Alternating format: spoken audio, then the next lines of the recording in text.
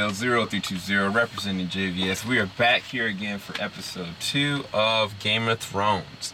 So, last time we were here, we were talking about Winterfell episode 1, which is an interesting little touch. We had a much bigger group. This time we don't have nearly as many, but we do have another vet in the squad. What's going on, Nidger? What's up, Sam? How you doing today? Doing good, man. Doing good. Thanks for busy joining week. us. Yeah, no doubt. Busy week coming up. Bruh, I don't even want to go there. Like, tomorrow is going to be insane. Thursday is going to be insane. AwesomeCon is going to be insane. And you knew that Anthony was going, right? Going where? Also gone? Yeah. Oh, yeah. Man, look, Detective Pikachu drops on Wednesday. It's a busy week, man. I don't think there's going to be no sleep for the worry for sure. But yeah, I'll see you at AwesomeCon, Anthony. Oh yeah, man! I'll be dressed as Captain America. Got my magnetic shield all set. For real? Throwing it at people. Yeah, I'm excited. All right. You gotta get some photos in, man. Right. But now I feel like we gotta say, so our watch begins. We the last three on the wall. We the last three on the wall right now. Oh man. That's a perfect segue right there. That is a perfect segue. So yeah, let's just go ahead and deep dive into this. Anthony, you started off. Lay the groundwork. What was your thoughts on the episode first off? So I feel like they keep teasing us with this excitement and anticipation, but I like it. I like that anticipation because there's so many more people we wanted to see together, and some of the interactions I was like, oh, there gotta be more to that, or where's Ghost? We finally saw some Ghost. I was so excited to see that. He's been gone for a whole year. So I like it. And now they let us know it's no more. You got your happy moments. You got your funny moments. You got all this backstory. So we're just going to go straight into it. Prepare for like nonstop stuff going on in the next episode. Yeah. So I completely agree. I think that they are just like, all right, so this is the moment. You got your time to be able to tie all the threads together. Anything that you had a question about or a theory about or wonder about, like, it's all been answered. Everything is right here in front of you at this point. That's one thing I can say about this episode. It literally laid all the groundwork that we needed moving forward. But we'll talk about some key moments. But Najee, what did you think about the episode? And what was, I guess, one of your favorite threads that got kind of interwoven finally for this episode for you? I mean, I think my first reaction was that I've always, no matter what it is in life, I always appreciate good storytelling.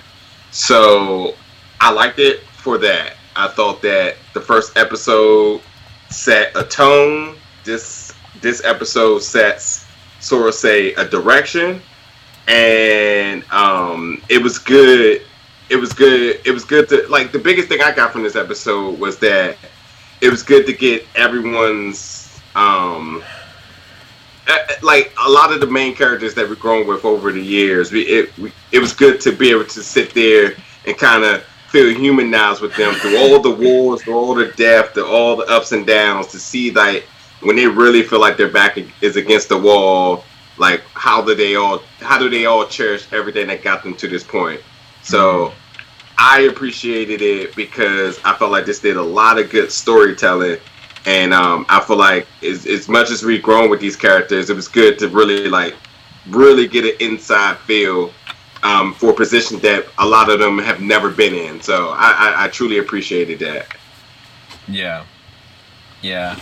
This is gonna bring me to the elephant in the room, which, ironically, I didn't think it was going to play out that way, but I love the way that it played out, and I'm talking about Daenerys. This episode, for me, like, I don't want to say she got checked, but I feel like she did. Like, from everybody. Like, from Sansa, from Jorah, and, of course, especially from Jon. It was like, this is the most out of control that I've kind of seen. I'm not talking about, like, her chaos. Like, I'm talking about, like, there wasn't anything she could say to sway people one way or another. Like, people are like, this is how I feel about it. And you can't just, like, burn me to change it. Like, these are the facts in front of you. And it's like, to watch her kind of like squirm and just deal with the circumstances, let me see who this person really is. And I know, Anthony, you had like so many interesting comments from the first episode to see, like, you know, would she bend the knee? Would she believe, you know, what John said? Like, you know, what kind of person is she now? And I guess, Anthony, what are your thoughts on Daenerys this episode? Because I loved, like, the moment when John was like, this is my name. This is who I am. This is what it is. And she just was like, wait, hold on, what? I think that her acting this episode was top notch for what she's given us. Because the inflections of her eyes, her body language would shift on key moments. So like when she went out of her way to like, for her to go out of her way to try to give an olive branch to Sansa. But as soon as Sansa was like, but what about the North? And she retracted that hand, like it repelled her almost to be like, no, you don't get it. I'm ruling all this, and this was me being nice to you, like, because I love your brother. And then her noticing John not being as affectionate or looking at her the same, like he's dealing with something, and her giving her those slight little looks. I don't know whether that was her. I don't know if that's supposed to be directed, but I loved it. And her frustration is growing, and you see that. And again, I think that stems from the fact that since we've known her, she's pretty much been a beloved symbol or spiritual leader kind of thing for all these people. Yeah. And now you got to do some politicking, right? Even the Aegon the First they couldn't conquer Dorne. They had to marry Dorne in. You know what I mean? Yep. And that would have been the easiest solution. But I feel like she's going to be that tragic character that is so focused on her goal that or the objective that she loses the sight of the major goal. And that might be her tragedy. Man, that's real. I don't know. Like, I think that we're talking about Daenerys, right? Yeah. Yeah. I do agree with a lot of you guys. I'm just going to echo it. Some of the things you said. Like, for sure, this is one of the first times it felt like her ultimate plan has a big hiccup. Besides, you know, obviously ruling or trying to rule, what's her name, Cersei, not being able to easily step over her as she would, but she, you know, already thinking down the line. But for once, I feel like her character really feels out of control. Yeah. I feel like she's in a moral dilemma with her own personal passions, with her own personal business. I think that the Jon Snow relationship has, again, made her less of a tyrant, but more of a human.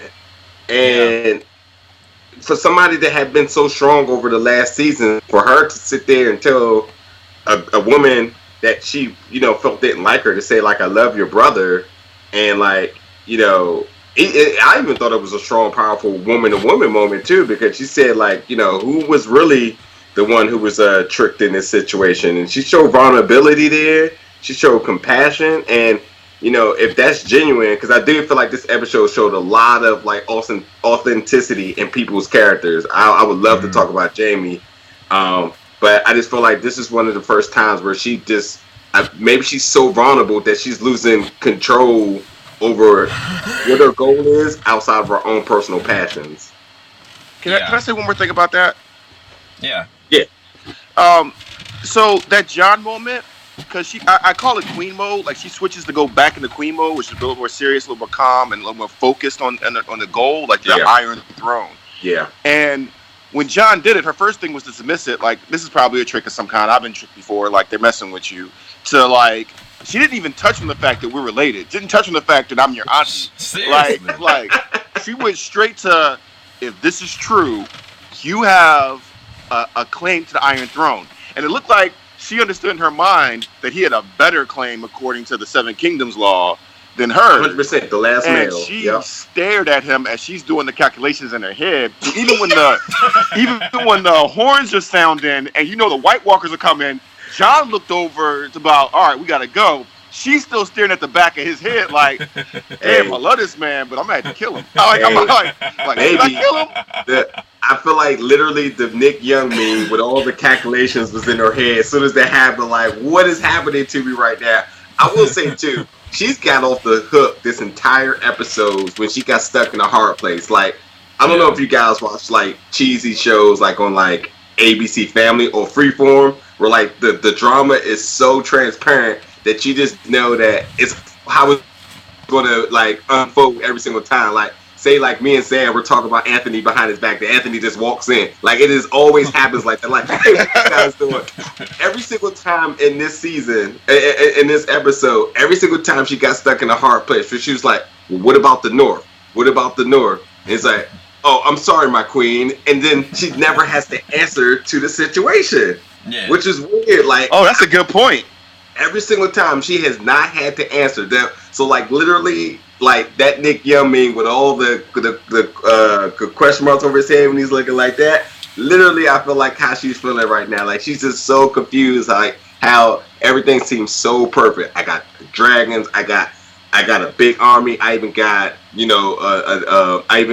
Cersei and them to want to join, even though that's not happening. But she even felt still had the numbers until then, and now she knows that she has a bigger army. So she's literally just feels like so out of control right now. Like, the crazy thing about it, although her character has never shown this, I also think that a person that's out of control and maybe feel like they got nothing to lose may be the most dangerous in this situation. I disagree. I think Sansa was the most dangerous person in that room with both of them. Like Sansa, like Daenerys has the on paper numbers, right? But Sansa, I think, has already decided what she's going to do. I think that the smartest decision Danny did this season, which this episode, was forgive Tyrion, right? Even though I'm not really sure if Tyrion's lack of judgment is based on them not being on the books no more, or no books anymore, or if this is leading to something with his, like, he's had some major bad decisions since being handed the queen. Yeah. And but her forgiving him, which was, I wasn't sure she still had that in her. I thought that was a good moment for her. So they're still teetering to me. Yeah. Yeah. I really want to talk about Jaime, because I just feel like his character, we talk about character development, I feel like it's absolutely the most consistent character no matter what the situation is throughout the entire season. I thought it was surreal that a lot of the speculations of who his character was as far as integrity was easily put to bed within the first 5 minutes of this episode. Some people were calling out saying that he might have been a double agent, that his love for what's the face was so strong that Cersei, that he was gonna come near, and he had an ulterior motive. And although all the things he'd been through with her, why would it finally take this for him to leave? And that, no one felt like he was genuine in his actions in going to the North to try to align. But again, as him being a knight, I feel like he always had basic instinct for survival. That's all he cared about. Survival, survival, survival. So if it made sense for survival, then he was going to do it. Although he loved his sister or whatever it may be, but she was all about survival and all about, and about dominance. But when he realized that there was a bigger, although all the chips that's been down with her, having the baby and the love and everything like that, when all the chips were laid down, and he realized that they weren't going to be able to survive in this war, for him to leave and to go out on a limb for what he may encounter going there, and he stayed true to his guns. He never deviated from any of his actions of the past. That's the most honorable person, and I think his character is 100% A1 for that. For them to continuously, have him be very authentic from day one to now, because I feel like a lot of what's in bad writing is that they sway people's characters just to make this episode work, or just to make this small arc work. But to see him from now to season 8 be exactly the same person, I think is absolutely brilliant. And I really appreciate it when he stood trial and they really laid down everything that he's been through, all the bad he's done, just to get him to this point now. Yeah, I mean, I definitely agree with Nadir. I think that one of the biggest things about even the first episode is when we see Jaime and just like the look of dread. Like, I mean, the acting level is top notch. Like, he's doing his best acting that he's done probably since season 2, when he got his arm cut off, when he got his hand cut off, when he was giving Brienne That was that. season 2. Was that season 2 or was that season 1? It was season 2. It was season 2. Yeah. And like, it was like this episode really did showcase like he's like, these are the cards, because like when Daenerys was like coming from like, you know, you killed my father, like I thought about the moments and the times I was gonna do this or that to you. And he was like, I don't regret that, and I'll do it all over again because I did that for my house. I did that for my family. But these are the cards that we are in right now. I'm here to protect humanity. I'm here to protect the Seven Kingdoms. And it was kind of just like so many different things that Jaime did do. Specifically, the most key moment for me was his dependability on Brienne and knighting Brienne. Like, when he knighted Brienne, man, like I actually kind of got emotional because I knew she's been wanting that from the beginning. Like, since the moment we knew her and saw her, like, we could tell, like, that's what she wanted. And it's kind of like, yeah, there's like a love triangle thing going there, but it's so much respect that I have for Jaime that I'm like, bro, I don't know how you were able to redeem yourself through these amount of seasons or even through this moment, but like, I feel it. Like, I feel his sincerity through what he's doing. Now, it could be like he might double cross and do some craziness, but right now, I really do feel like he's there for everyone. It's just going to be sad because, I mean, I really do feel like Bronn is either going to do something to Tyrion or to Jaime. I don't think he's going to do anything to both of them. But the weird thing is, like, Bronn really does care about both of these men. And it's kind of just like, I don't think that he's going to sacrifice, you know, trying to get his kingdom to keep them alive either. So it's gonna be a hard call. But I do agree with you that Jaime has so much development and so many different ability that I was like, man, they giving this man something to do, and I'm like behind him, and I'm glad because now I'm like, he really is fighting for us, you know, like fighting for survival for everyone, not just for Cersei, not just for him, Sam, not just for the Lannisters, but for everyone. And going back to even with Daenerys, I feel like the thing is with her, the moment that she really allowed Jon Snow to come into her life, she let her life be forfeit. She is now vulnerable. That's the reality. Everything that's connected to Jon Snow made her a vulnerability. Because that connected to Sam, that connected to Cersei, that connected to Sansa. Yeah. Everything. Like, it gave her the gateway that she needed. Like, she really did need this kind of companionship to kind of balance her back out. But it made her her most vulnerable she's ever been because everybody respects Jon more than her on certain levels.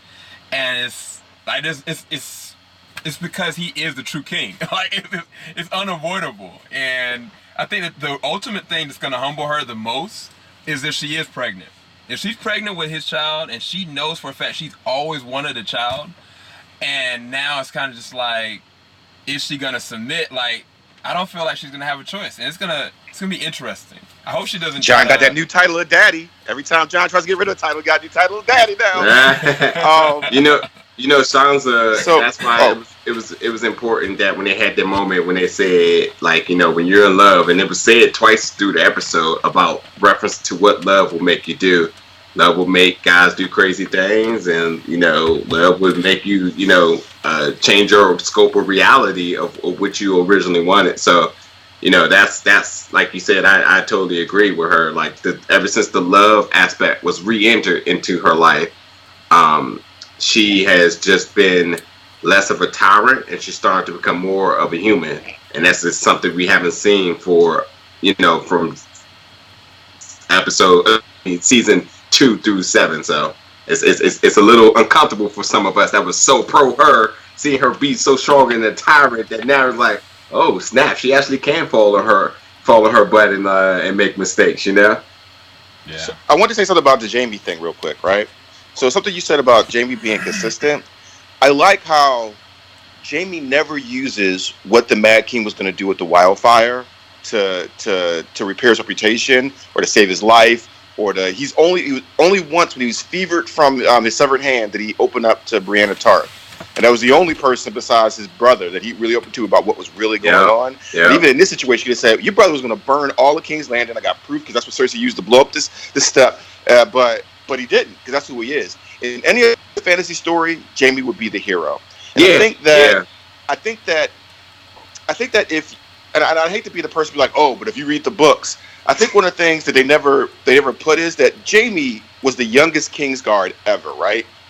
All he wanted to be was like the Sword of the Morning and Barristan the Bold.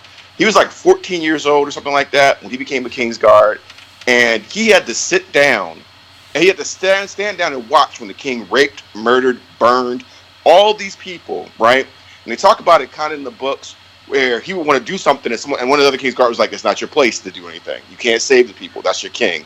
And he had to go inside himself, and that's where his little wit came from, because all defense mechanisms, how traumatized Jaime was as a kid. And he thought, when Rhaegar told him that he was going to set everything right when he got back, Jaime was like, yes, because I'm going to be able to be the knight I want to be. I'm going to be able to serve. Jaime wants to serve. He wants to be that hero. Yeah. He showed it with Brienne of Tarth. When he jumped in that bear pit with one hand, when he was that knight that was going to kill the dragon, when he's going to do that St. George thing to Daenerys' dragon, in any other story, Jaime would be the hero, but like real life, sometimes we feel that life doesn't give us the decisions or the choices to be the person we want to be. And it all went back to Tywin saying, your whole job is to be here for your family. And I like that Bran co-signed this, because I've said for years, y'all all call Jaime a villain, but how many parents, if that little boy went back down and told everybody what happened, all three of your kids are dead. Your sister's dead. Your father's dead. So it became just pushing this little boy out the window, and not about yourself, because it was just Jaime's life. Jaime wouldn't have pushed him. If it was just Jaime's life, he wouldn't have tried to kill Bran. But it wasn't Jaime's life. It was all three of his kids. Yeah. It was Cersei. It was his father. It was his brother. He knew who Robert was. Yeah. And so not to defend anything so much, but Jaime has been consistent. He wants to be that man of honor, and I think that this was his being free of all those family chains that kept him saying, kind of screw the world, I'm finally going to be the hero or the knight I wanted to be. You know what? Just one thing I wanted to just add, just real quick, is that he is the hero. When you look at his arc, he is the hero. He was true to his family. He was always true to the bigger goal of survival. No matter what, it was always about survival. It was never nothing to do with him. And I think that if that's the narrative of what a knight is, then it makes sense why Lady Brienne is a knight, because she was always true to survival, the goal, the ultimate goal, the mission. And I think that this episode that, we just, although some of the circumstances of what he did was bad in our eyes, when you think about it from the character's perspective, it was just always because of what the overall goal was. The mission and survival has always been his thing. And I think, again, like that moment when he said, I'm not the fighter I used to be, and he would love to serve Lady Brienne, that is super underratedly powerful moment right there. Yeah, I agree. I didn't see many people talking about it online because, we get the love interest, but that moment right there was so surreal because Lady Brienne has had one hell of a journey. And it's an elevated type of love, too, between them two. I'm really glad. It's an elevated, we don't really see a lot on TV. Or movies to see the kind of love that him and that was a love story. All those things were declarations of love to each other. Oh yeah. And it was better. It transcended like having sex or a kissing scene or any of that thing, or even like actually saying the words to me. You know what I mean? Yeah. And it was really powerful. I don't think they're getting enough credit online. Everybody's talking about Arya's age all right. Yeah. Exactly, 100%. That's the icing on the cake for me on that one. Yeah. And I think the only thing that I would add when it comes to Jaime is the fact that out of all the Lannisters, every single one of them, all the other Lannisters have hurt or betrayed the other family member. Jaime is the only one that hasn't killed, hurt, or betrayed any one of his family members, any one of his children. You know what I'm saying? Like it's the writing's on the wall, but it's kind of like there's like this other sheet that's like you see all the bad that he's done. You see all the the despicable things that he's allowed Cersei to do. But ultimately, he has never hurt his family. He's never betrayed his family. He's never turned his back on his family. And I think that's one Even of the most... Tyrion said the love thing. Sorry, I mean to interrupt you, but No. That's fine. And it's just I think the writing's on the wall. I completely agree with that. But moving forward, so we talked about Jon, we talked about Daenerys, talked about Jaime. Bran was interesting in this episode because he dropped some interesting nuggets. Did anybody want to touch on those? Because there's some craziness right now. I just think Bran character is very complex, and I think that Bran is when it's all said and done, season 8 of Bran is worth a discussion in its own because we're seeing pure development of a new character, 100% a new character. Considering he's a 3-eyed raven, and we're seeing what his influence now has when it comes to survival or just family instinct. So I'm not going to be one of those people that's going to, every time he says something, just jump on it, because I feel like there's a really big picture here about his character. I mean, we've had Tyrion for 8 seasons and his level of intelligence. We have a higher power now in Bran, who we're just seeing more and more develop. The first time him and Jon seen each other, he said, "I'm not such a boy no more." Yeah. And when your brother say that to you, or in a sense, like, that's like, I'm not that little pet kid no more. Like, I'm a man. I can hold my own. I can hang out in the courtyard. I can do whatever I need to do. I got this. I got my own plan, or whatever. And I just think that, again, a really underrated moment that needs a lot of, that I think will play a lot of significance. So I just think this is one of those ones that's like, let's let him play out just a little bit and then give a really good analysis of what we got from what I believe, again, is a new character this season, because his scope of things is just always just so, like, he sees the better good. He sees the bigger picture, the better good, the future, whatever it may be, before, we're actually seeing it as viewers. So I appreciate that, because there's knowledge and wisdom coming from this. So it's, it's one of those things, like, let's just see what happens a little bit. Yeah. I think that I like how Bran is seeing these possible futures. I think Bran has already seen ahead about these different reactions, and I almost feel like he's Doctor Stranging it sometimes. Like, all right, now I got to say this so this happens. And they were like, Dragonfire. He's like, no one's ever tried that before. All right, this, but he's still trolling, because even though he was like, I see the higher picture, kind of above all this, the things we do for love. Jamie had all that lip for everybody else. Like, I would do it again. I ain't sorry for nothing. The things we do for love. Jamie was like, oh, man. But I like, it's a thing in there about it. Kind of, I don't want to say accepting fate, but, using what all your experiences, whether they're hard, whether they're easy, whatever, whether their heart breaks your heart, using those experiences to be who you are and form who you are. So his conversation with Jamie about, like, you know what, man, if you didn't do that, I wouldn't be who I am right now. And you wouldn't be who you are right now. Like, you still be an asshole, and I would still be trying to, be a knight.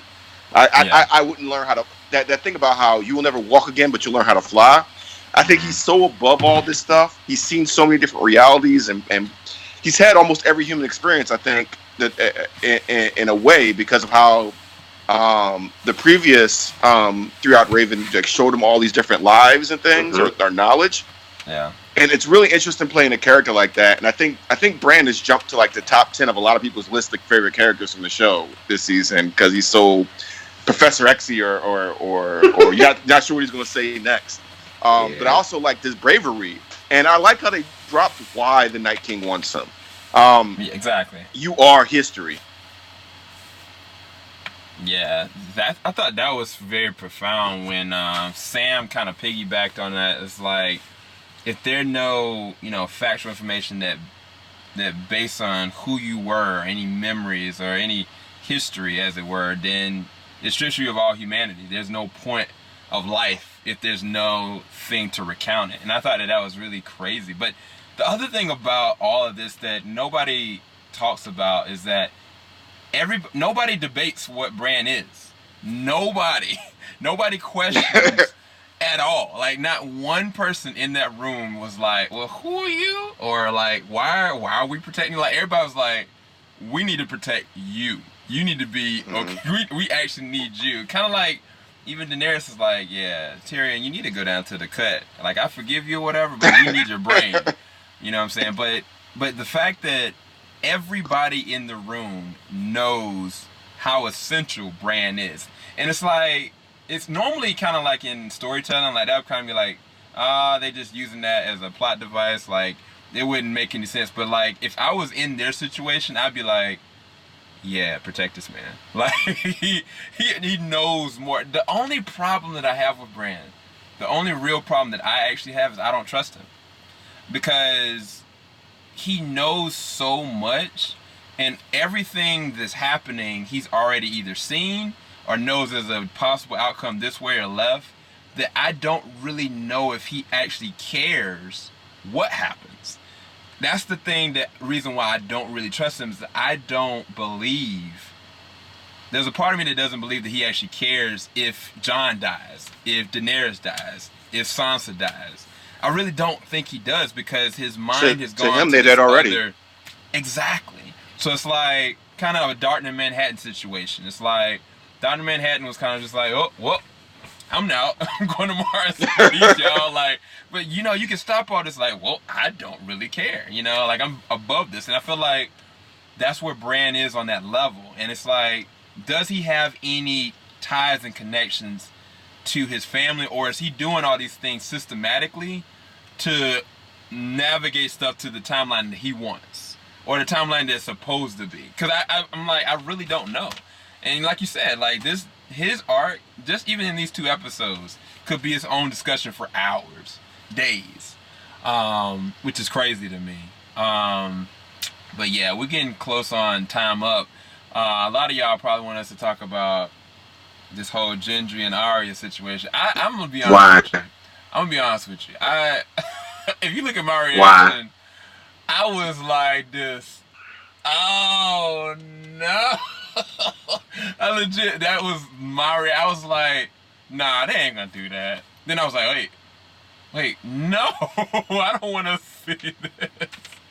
And it was kind of just, it was like probably one of the most shocking things that I seen from Game of Thrones, because it just threw me all the way off. Like, I don't think in a good way. Look, but why Tommen was banging Marjorie like 3 seasons ago, and no one said anything. Tommen was a kid, right? Yeah. You know, yeah. I That's kind a of feel very like interesting bias right there. I think it's really pretty, and I get people's reaction, because it's like kind of seeing Rudy Huxtable in lingerie. You know what I mean? Exactly. Like I get that, but I also feel like a lot of comments I see. If I'm, what's her name, Maisie? What's the actress's name? Maisie. I forget. I'm messing up, but the actress that plays Arya, she, I would feel real disrespected if I was her, right? Because you're a 22-year-old woman at this point, right?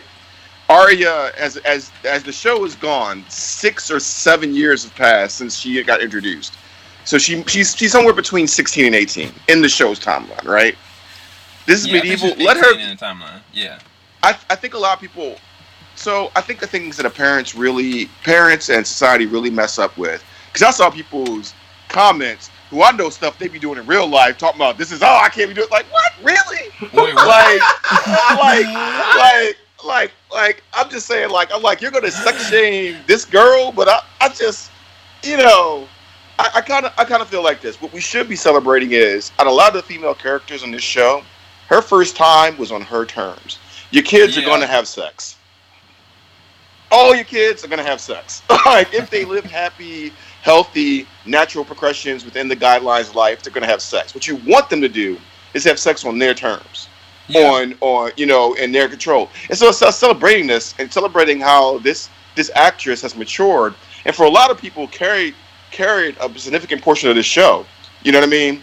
And saying, all right, she can have this. My thing is that felt me kind of discharged was, I think there was a CGI body because it seemed kind of awkward. But let her have her sex scene. Let her have her. It wasn't graphic. It wasn't. Y'all got triggered by Sabu. I just I feel like people was like, well, I think this still counts as pedophilia because I think she's underage in the show. Y'all haven't been worried see, about see, numbers in this show at see, all. see. That's the thing. Think. That's the first thing. People were so quick to get the hot take out there. Go do your research. Yeah. How old she is in real life, how is obviously there, and how old she's portraying to be. The character is out there. So like, that was the thing that bothered me. People were so quick to be judgmental in the situation before they actually observed what it was. Also, because and I agree, a zillion percent agree with what you said. And just to add to that point too, is this technically may be their last night alive, and everyone's spending it the way that they want to. She has had you're right about this too. She absolutely carried a big chunk of this series, and her character development has been one of my favorites for sure because I just never had a clue where it was going to go. But she's had some really low moments, some really strong moments, and it's so surreal that now that she was that little girl looking at an army going off the war in the beginning, that now she's a pivotal point in it. She's able to hold her own, and no one questions her actions. She will be a figure to be reckoned with. Again, she says she's seen death figuratively and literally. So the fact of the matter is that that's how she wanted to spend her last night as a woman, as an adult. That she is respected by everybody in that kingdom. Why is it a big deal to me? Are y'all watching the story, or are y'all just saying, "Oh my God, she's tiny, she's having sex. Oh, it's bad." You know what I mean? The historical lens of this is a medieval fantasy. You know what I mean? We don't go, and again, I'm not trying to trigger anybody, but we know Joseph and Mary's age was a lot more obscene than but Noah's like, I got to put that Bible down. No, it's historical context, and I'm not advocating predatory behaviors or anybody or not. But not even a factor here. So right, but you guys are like, he's a pedophile. Like, no, like guys, just calm down. Watch the show. She is considered a woman in this society, and she did this on her own terms. It's okay for her to kill people and put them in a pie, but you go get triggered by having sex, like she murdered and poisoned a whole hall. You're cool with that? That's badass. But she wants to have sex with her girlhood crush. Yep. Like there's other things to talk about. Let's talk about Theon and Theon's new arc in this and all this other stuff. Like also, there's so many other things to talk about. Also, just to add, I believe that I know her age is 18 in the show, and I believe his age is 22. Legal and legal in America. Yeah. There you guys go. Right.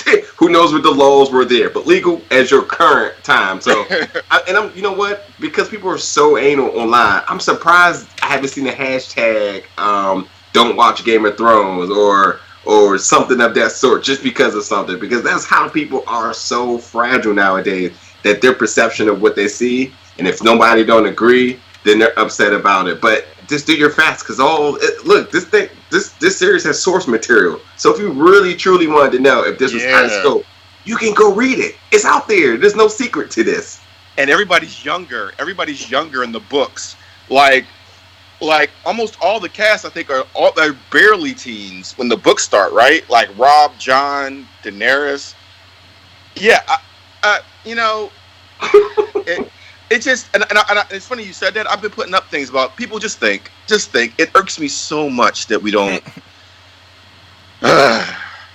Anyway, Theon had a good moment with Sansa. I like that. That was a good, very good moment. Very good moment. I think for me, the reason why mine's wasn't because of like her age or the frustration of how young she looks, because there was a movie that she was in, I think it's called like Our Boy, and something really messed up happened to her character. And I mean, the actress is very good. First off, she carries the role of Arya is gonna be historic because she nailed it perfectly. I think the thing for me that threw me off was kind of just like, this is like my little cousin that I seen, when she was like 7 years old, and now she's like 17, and like she's like in front of my eyes, like just growing. It was just a shock to me. It wasn't so much like, because they but that's an honest reaction. it wasn't like a distasteful, like, okay, they're like, you know, doing this and like he's like being overbearing onto her. Like she's of course more the the dominant type, because he was like, you know, I'm not the real witch, like take your own pants off. But I think for me it was more so like, yo, like I remember when this chick looked like she was an 8-year-old girl, you know what I'm saying? And it's kind of just like, it's a shock thing. I mean, I don't know if it's like me getting soft being a parent, but it's kind of just like, I remember when you were this, and now I'm watching this. Versus, I mean, to your point, you and Anthony, when Sansa had her moment, it was taken from her. Like it was like everybody else is like, the innocence was taken. Even Daenerys, you know what I'm saying? Like her wedding night, that was something that she didn't want. You know what I'm saying? And so, to y'all's point, like it was on her terms, you know. But I think for me, my initial was like, I'm looking at my daughter / my cousin, and I can't. I think But that's an honest reaction. I'm not getting on the honest reaction. Yeah. I'm getting people that went deep into it, like this is pedophilia, overreaction. Like you can have an honest reaction, like, oh no, I sympathize. Yeah. Like no, and that's cool. And I think it's something you guys have. Oh, I'm sorry, did I talk over you? No. I was just right behind you. Oh, and I think it's something you also have to, just like Brand. So, do y'all watch Doctor Who at all? Did y'all watch Yeah. So Arya was on the character Maisie. I keep messing up her name, but she was on Doctor Who, playing a character that lived for like pretty much the span of history, like until the death of the universe, and she wasn't the same person anymore. Arya has seen so much death. She is not the same. She is not the Arya you do. Her. No. She has one tether of this is family. Yeah. Brand has seen so much history. We don't know. There's certain things that change what we consider humanity, right? There's certain experiences that we have no idea. We have no idea what a human would be if a human lived. Like, doing all the experiments about how, we can maybe increase our lifespans and like, doing all this research on how to like de-age and stuff. We have no idea what a human would be considered that lived 100 years. Like 300 years, something like that, or 1,000 years. That's a whole different consciousness. And think about all the stuff of death and lifetimes and loss and abandonment that Arya's went through. And you're going to deny this girl something she can do, some affirmation of life on her last night where she's like, I might die. This guy might die. Like, just grow up. And this isn't a story for y'all if y'all can't. Good. Sansa's rape should disturb you. That should be a disturbing moment. It should not be, let's boycott the show. The boycott. Yeah, boycott Game of Thrones. I'm surprised we didn't see that. Right. Oh, no, because nobody's going to listen to that now. Yeah. Like, nobody going we got 4 episodes left. Yeah, exactly. Go ahead, boycott. Go ahead, boycott. Go ahead. Yeah, cancel HBO hashtag. Like, right. We dare you. We dare you. Go ahead. We don't care about piracy. We think about you canceling. Go ahead.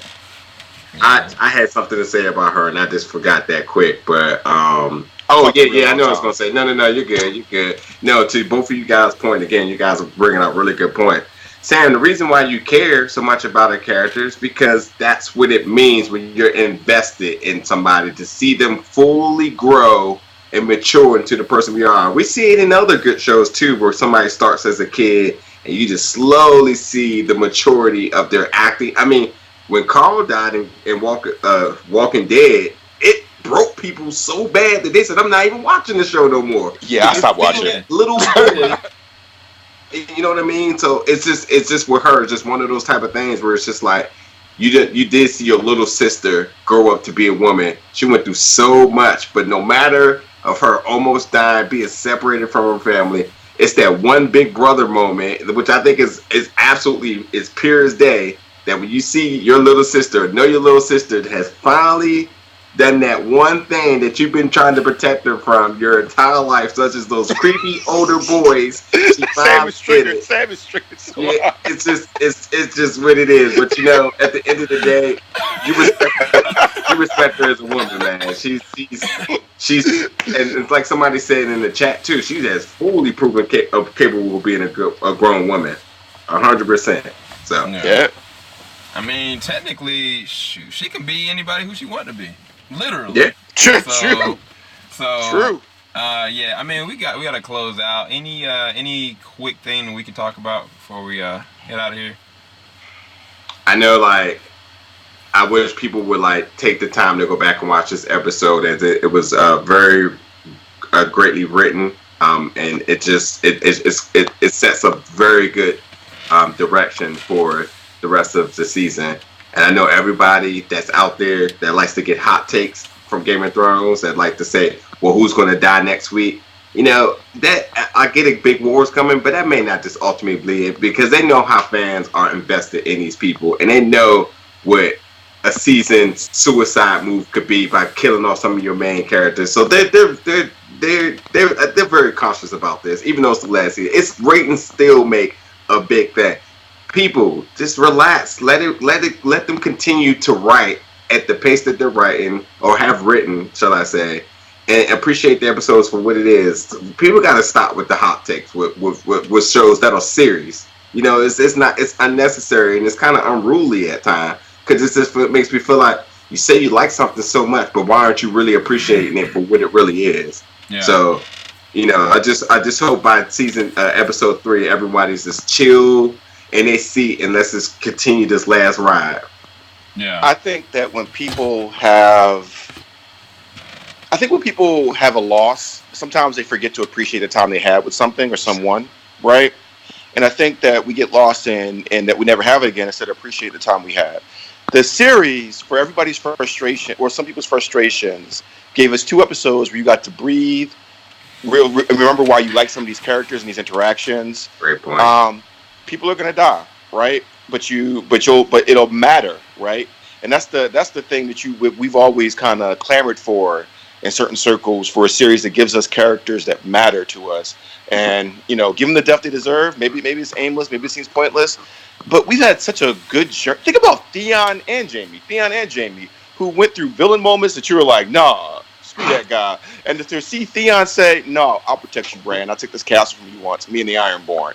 That sounded like a death sentence. That sounded like it is. It's a direct death sentence. Right, and you have a minor character like Grey Worm. I mean, I know he got a name and everything, but when he kisses her, Missandei goodbye, and talking about, like, that's another death sentence in movies. Like, what we gonna do after this? We gonna go retire to this beach. My people gonna protect your people. Like you know why you get triggered by that? Because when you see those characters that you've been on this tiring, long ass journey with too, by that fire, like, only half a cup of wine. No, we're gonna finish this. Like we got stories to tell. We gonna catch up. Remember that time I blew up your son? Yeah, I remember that. Remember the time I did this? Like, enjoy it. These are 2 episodes to breathe. Enjoy it. We're gonna be doing some mourning. I feel like this is the season where we might need some Talking Dead after the show. like counseling is gonna be all right. I don't think everybody's gonna make it out of the next episode. All you can really hope for is they die well. They die well. I don't even think you even have to speculate, will they? I mean, again, the writing's been so good. I think everything will serve a higher purpose. I mean, the Brienne and Jamie thing, we know something's coming out of that. Don't know which way they're going to go. But I still say Jamie ends up in the wall. If Jamie lives, he ends up in the wall. That's my prediction. But yeah, we'll see. I'm just one of those, like, let's just see how it play out. I see so many people like, who's gonna die? Well, let's just see, because it's storytelling here. So, like, it's gonna. I think everything will have a purpose, and I think, like, no matter how somebody goes out, I think at least I really hope that it'll be a moment that we can appreciate that it was for either the better good, a noble purpose, or it served that character story arc to its fulfillity. So, see. Man, well, I guess I'll give my closing thoughts on the episode. I mean, I definitely do agree with all you guys' points, and everything that kind of played out, watching Gilly and Sam in the bed together, watching Sansa embrace Theon after everything that happened, watching Grey Worm kiss old girl, like, it really does feel like, man, anything and everything is going to happen. And I think that this episode, they've already confirmed, is going to be the longest battle in television history. The whole entire episode just going to be the longest episode so far out of these 3. It's going to be from the beginning to the end just nothing but a battle, which is insane. But I think Into the Badlands have to have some words for that, because that's a reach right there. You saying everybody get what 80 minutes? I think this one is of nonstop action. that's what they Well, said. That's what they Better drink your said. Giants milk. Better drink your That's Giants that's milk and, that's what they and said. jump on it. Um, but it's gonna My be man like, Torment. but it's gonna be like, no matter what happens, any of the characters at this point that die, you're gonna feel it. In the characters that really legit just go out, like it's gonna hurt. And I think that we definitely do need to try to do some kind of discussion. I was gonna try to plan for a discussion maybe that night, and then another part 2 on Monday. That way we can kind of like have an instant talk about it, and then like aftermath kind of talk about it. But you guys let me know. I know, shout out to Married to the Real. They're trying to join next Monday, so shout out to them. I think they might be in the chat right now. One of the biggest theories that I'm having is I think that the plan that they have, and somebody said it, is that it's not going to work. That the Night King, the fact that they didn't see the Night King on a dragon or hear him, leads me to believe that he's going somewhere completely different. And I think that he might be going to where Cersei is. I think that he's going to double back around, go to Cersei, take King's Landing, so that there's nowhere for them to retreat to. The best thing that the Night King could do, if he's a strategist, is to take out all those ships, take out Cersei's area, and move forward. So then they don't have anywhere they can go. And I think that if that happened, bruh, I legit would be like, oh my gosh. The Iron Islands too. He got a Exactly. dragon. Exactly. And like, you only got 2 other dragons, because then at that point, then either one, Daenerys or Jon would have to leave the battle on Winterfell and go one way or another. Because it wouldn't make sense to keep both dragons at Winterfell. It would make more sense to go and try to, combat where the Night King is. And Jon's going to be that person to do it. I don't think Daenerys would be the one to go to face off the Night King because, he killed her baby. But I really feel like I have this theory that something else is going to happen. And it's going to have to divide a group of them. And I at that point, that's where you're most vulnerable. It's one thing like them all being together as a unit fighting. It's a whole other thing where they have to separate. That's when anything can happen, and I'm scared for them. For real. That's my closing thoughts. But y'all can comment on it if you want to, but I wanted to talk more. We start too late, so. I will say this real quick. It's funny that this episode lacks CG, so that means that this next episode, considering the budget that they had to have for season, that means this next episode is about to be bananas with effects. I can only imagine. Oh man. I just need Ghost to survive. I don't need the Direwolves to die every time a big battle happens. just Ghost, because then it's going to be just Arya's Nymeria out there with her army of wolves and whatnot, which I wonder if it's going to come into play at all. I think that's a really good strategy. Like, if he just flew past them, because the only reason Daenerys didn't just win is because she didn't have her dragons burn down King's Landing. The Night King don't got no qualms about that. I don't know. I'm looking forward to it. I don't expect I'll be breathing for 80 minutes when the show starts next week. Yeah, I'm up for a discussion after that. I think that'd be cool. It'll help me process it all. Yeah, I'm going to ask y'all a trigger question. This might be the most trigger question I've ever asked. Are you more excited? No way. Third episode. Nope, not even for debate. Oh, wait. Or this is a real Ventures. question. This is not even just a question for you, Anthony. Are you more excited for this third episode coming on Sunday, or for Avengers Endgame? Endgame a zillion %. I can't say that because I would be equally mad. Like, because Endgame has an expectation that we know is going to manifest. This third episode is a reach for what we may think may happen. We know what's going to happen in Avengers. We know that some big boss stuff is going down. We think that some big boss stuff is happening in episode 3. We think. So, but we also know Avengers are going to win at the end of the day of this part 2. Like, we know they're going to win. We know majority of them. We're about to lose some characters from there that we've had for 10 years. Right, but we know Spider-Man is safe. We know Thor is safe. Like, we have some expectations of that going in. I'm going to say this. I gotta see Avengers Thursday night because I'm gonna be pissed if social media spoils anything for me. I gotta see Game of Thrones when like I will punch Alika in its face. Like I can't. Like I don't want no spoils for either one of them. This is like one of the best geek weeks ever, It and you got really a is. Pokemon coming out. Like we got cons, Yeah. Pokemon, we got Avengers, and we got some Game of Thrones. I'm just happy to be alive right now. Like I'm happy that we got to this point in our lives. You know And what I'm I'd saying? like to thank y'all for all that y'all Yeah. giving me. Thank you to the Most High because it is an exciting week to be a nerd in this culture, man. There's a lot of good stuff going on. So we'll see, man. We're ready for the ride for sure. Yeah. And on that note, before it gets to be 12 o'clock midnight, you guys shoot your plugs. Najee, you want to plug your channel and your podcast? Yeah, I'm over at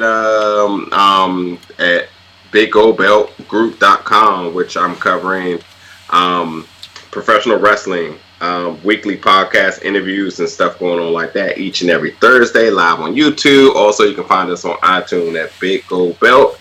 And obviously, I'll be around doing some JBS stuff. We got a lot of cons coming up, so you'll be seeing me a lot more and a lot of interesting things. So give me a shout. Want to talk wrestling? Want to talk some nerd stuff? Hit me up.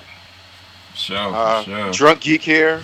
I have a YouTube channel where when things trigger me, I post. But usually you'll find me on EarthQ or when Sam invites me on, because I just rant. This is pretty much all I do all day, every day.